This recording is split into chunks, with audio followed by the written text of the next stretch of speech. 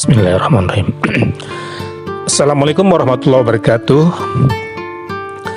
Pada kesempatan kali ini kita akan mengetengahkan beberapa hadis yang berkaitan tentang pahala membaca maupun mempelajari dan mengajarkan ataupun mendengarkan Al-Quran. Sangat banyak sekali. Di sini akan kami ketengahkan sekitar 30 hadis. Selamat menyimak.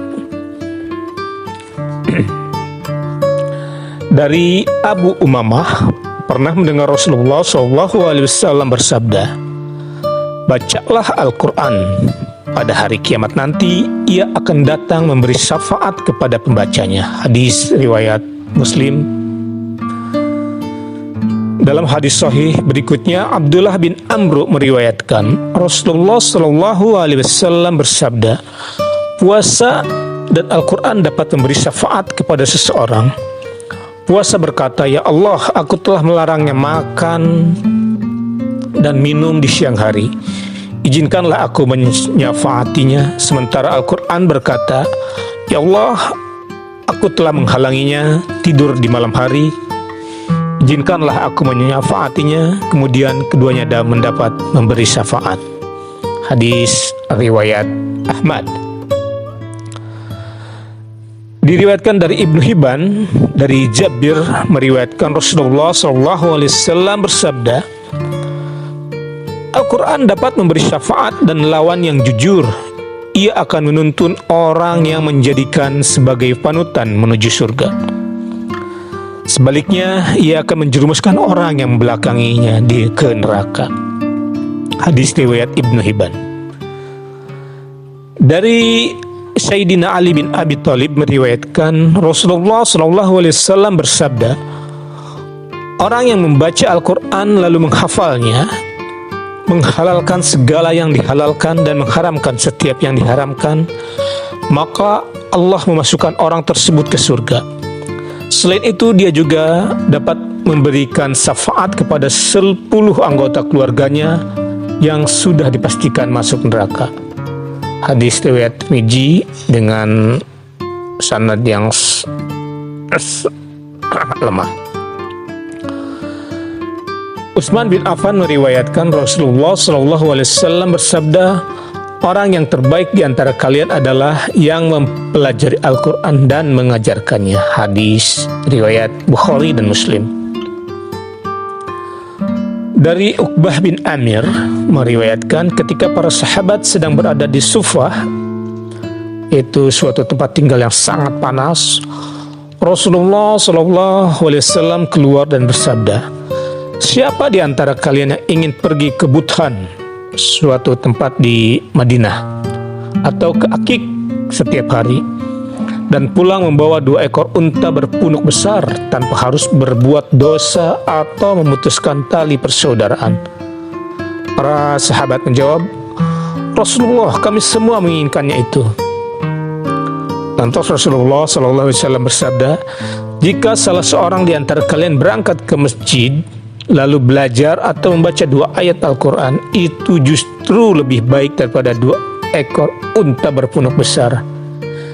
3 ayat lebih baik dari 3 ekor unta berpunuk besar, dan 4 ayat lebih baik daripada 4 ekor unta berpunuk besar," dan seterusnya.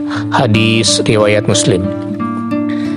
Dari Abu Dzar meriwayatkan Rasulullah bersabda, "Abu Dzar, jika Anda berangkat ke masjid lalu mengajarkan 1 ayat Al-Quran, itu lebih baik daripada salat 100 rakaat. Selain itu, jika engkau berangkat ke masjid lalu mengajarkan 1 pembahasan ilmu, diamalkan atau tidak, itu lebih baik daripada salat 1000 rakaat." Diriwayatkan dari Ibnu Majah. Sahal bin Mu'adh meriwayatkan Rasulullah SAW bersabda, "Orang-orang yang membaca Al-Quran dan mengamalkannya, maka pada hari kiamat nanti kedua orang tuanya diberi mahkota yang bercahaya lebih baik daripada cahaya matahari dunia." Bagaimana perkiraan kalian bagi orang-orang yang mengamalkan ini. Hadis riwayat Abu Daud. Buraidah meriwayatkan Rasulullah SAW bersabda, orang yang belajar Al-Quran kemudian mengajarkan dan mengamalkannya, maka pada hari kiamat nanti kedua orang tuanya diberi mahkota dari cahaya yang terangnya seterang cahaya matahari. Selain itu, kedua orang tuanya juga diberi hiasan yang belum pernah ditemui sebelumnya di dunia. Merasakan semua itu, kedua orang tuanya bertanya, amal apa yang membuat kami diberi pakaian ini? Pertanyaan itu dijawab, Al-Quran yang dipelajari anakmu di dunia. Hadis riwayat Hakim.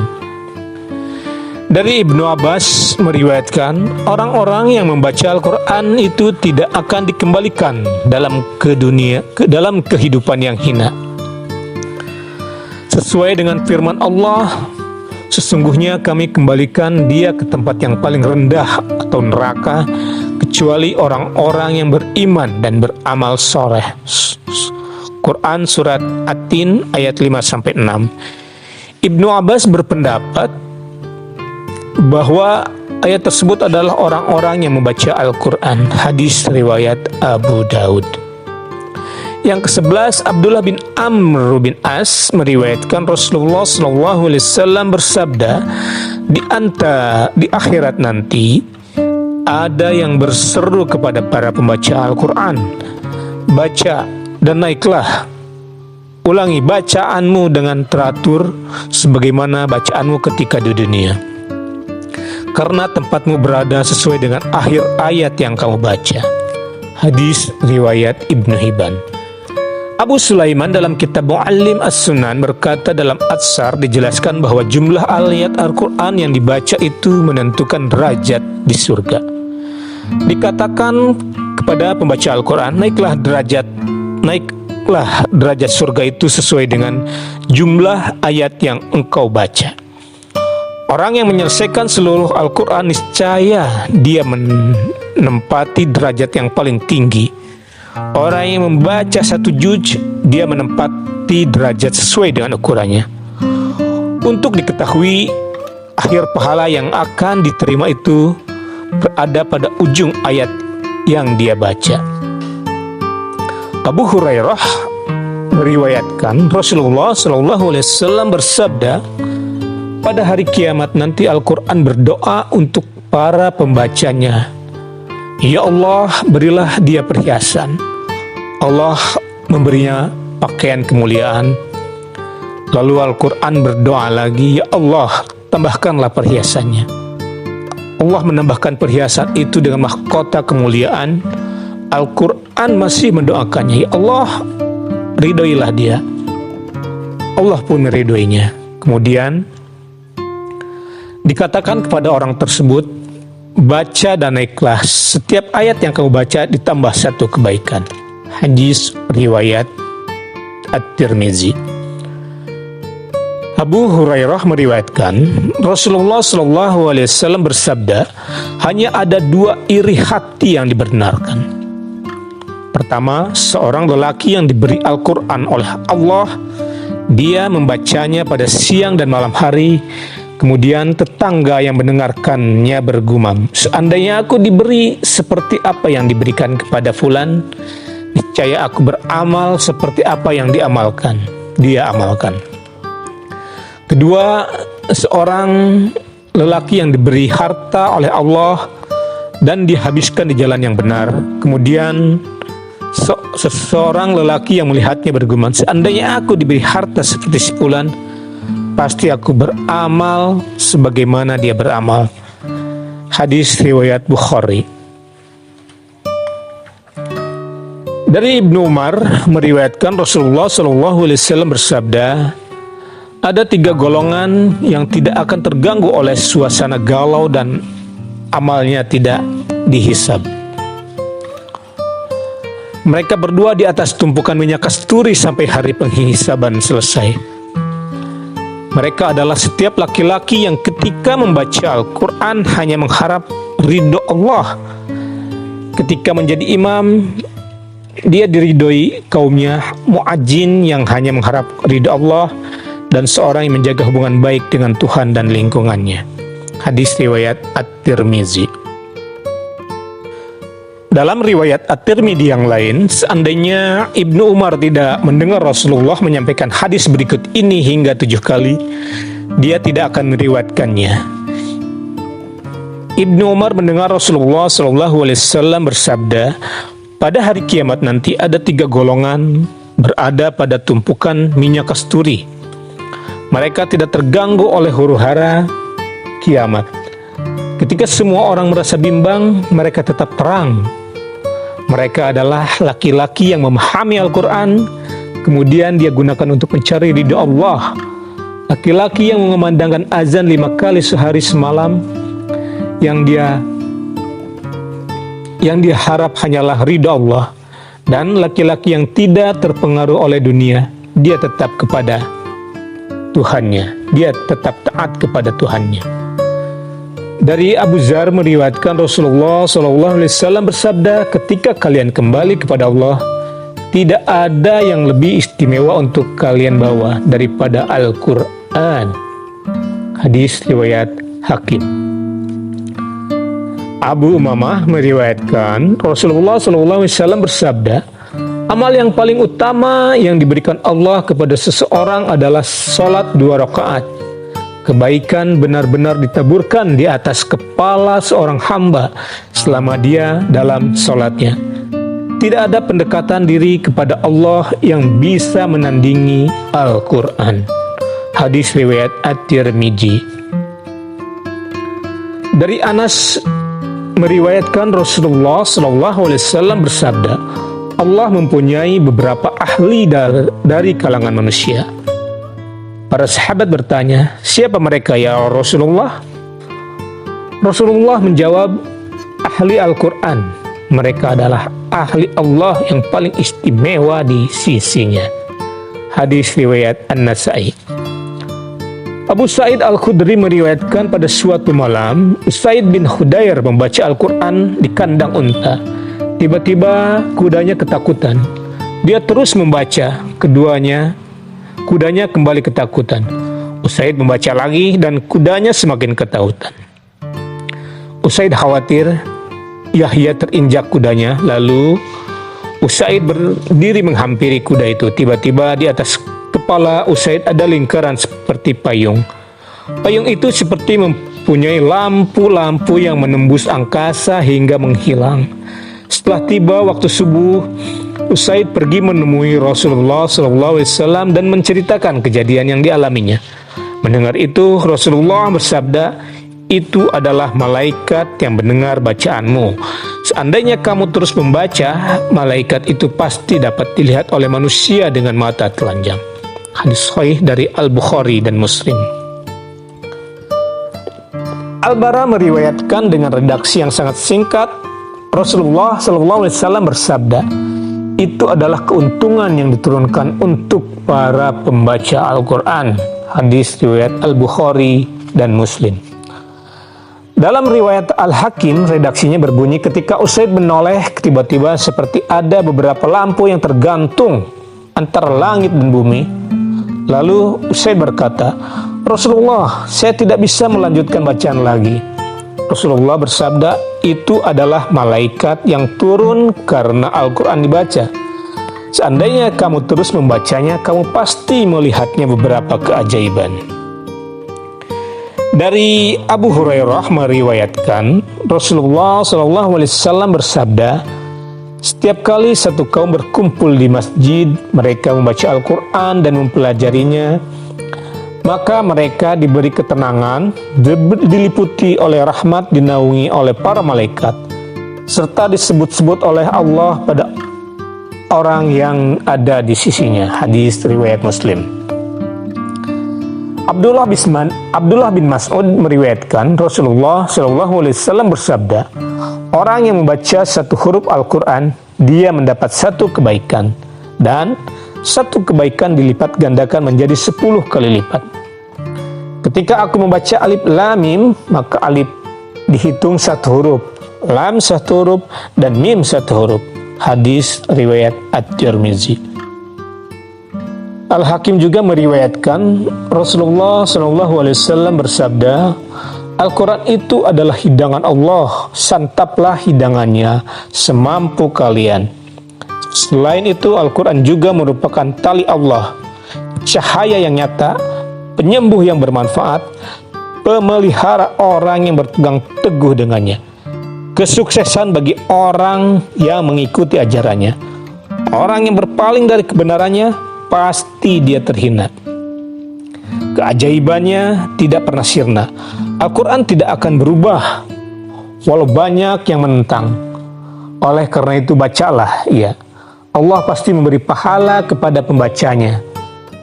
Pada setiap hurufnya terdapat 10 kebaikan. Ketika aku membaca alif lam mim, maka alif dihitung 1 huruf, lam 1 huruf, dan mim 1 huruf. Abu Hurairah meriwayatkan Rasulullah SAW bersabda, orang yang mendengarkan 1 ayat Al-Quran, kebaikannya dilipat gandakan. Sedangkan orang yang membacanya pada hari kiamat nanti, Al-Quran itu pasti menjadi cahaya baginya. Hadis riwayat Ahmad. Abu Dzar pernah bertanya kepada Rasulullah SAW, Rasulullah menasihati saya.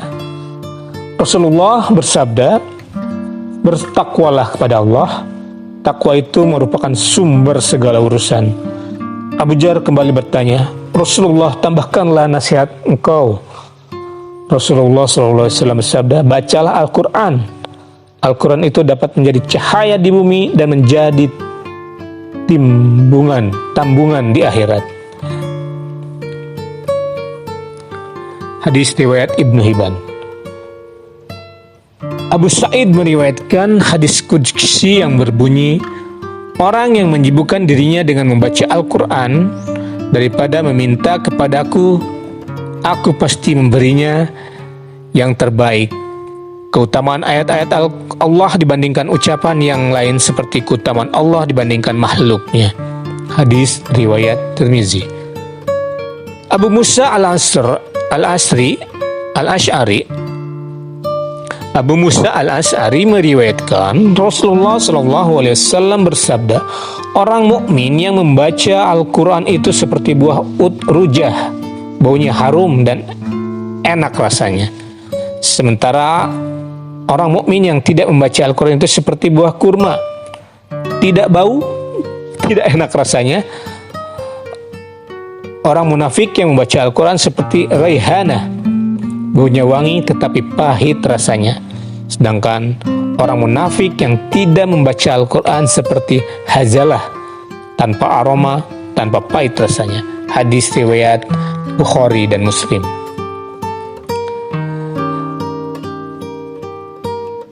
Abu Hurairah meriwayatkan Rasulullah SAW bersabda Rasulullah SAW mengutus satu rombongan yang jumlahnya cukup banyak. Rasulullah menyuruh mereka satu persatu membaca ayat Al-Quran yang mereka hafal. Ketika tiba pada giliran seorang laki-laki yang paling muda, Rasulullah bertanya, Fulan, ayat apa saja yang kamu hafal? Lelaki itu menjawab, saya hafal ayat ini dan surat Al-Baqarah. Mendengar itu Rasulullah bertanya, kamu hafal surat Al-Baqarah? Lelaki itu menjawab, ya Rasulullah. Rasulullah bersabda, berangkatlah dan pimpin mereka. Seorang lelaki terpandang di antara mereka bertanya, demi Allah, saya bukan tidak mau mempelajari surat Al-Baqarah, tetapi saya khawatir tidak dapat mengamalkan kandungannya. Rasulullah SAW bersabda, pelajari dan bacalah Al-Quran. Al-Quran itu bagi orang yang mempelajari dan membacanya seperti sebuah kantong yang dipenuhi kasturi dan wanginya tercium dari segala sudut. Sementara orang yang mempelajari Al-Quran tetapi tidak mengamalkannya seperti sebuah kantong kosong yang hanya ditaruh di atas kasturi. Hadis riwayat Tirmizi. Sayyidah Aisyah meriwayatkan Rasulullah SAW bersabda, Orang yang fasih membaca Al-Quran, dia bersama para duta yang mulia. Sementara orang yang membaca Al-Quran namun dengan terbata-bata dan sangat sulit membacanya, dia mendapatkan 2 pahala. Hadis riwayat Al-Bukhari dan Muslim. Abdullah bin Amr meriwayatkan Rasulullah SAW bersabda, orang-orang yang membaca Al-Quran, dia telah menelusuri derajat kenabian. Bedanya hanya dia tidak diberi wahyu. Hadis riwayat Al-Hakim. Dari Abu Hurairah meriwayatkan Rasulullah SAW bersabda, orang yang menjaga sholat 5 waktu, dia tidak termasuk orang yang lalai. Sedangkan orang yang membaca 100 ayat setiap malam, dia termasuk orang yang taat. Hadis riwayat Al-Hakim. Hadis yang terakhir, Abdullah bin Amr meriwayatkan Rasulullah SAW bersabda, orang yang membaca 10 ayat setiap malam, dia tidak termasuk orang yang lalai. Hadis riwayat Hakim.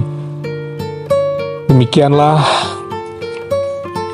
ayat dan hadis-hadis tentang pahala membaca Al-Quran, baik mempelajari, mengajarkan, ataupun mendengarkan Al-Quran. Semoga kita dapat mengamalkannya. Mudah-mudahan bermanfaat. Terima kasih. Wassalamualaikum warahmatullahi wabarakatuh.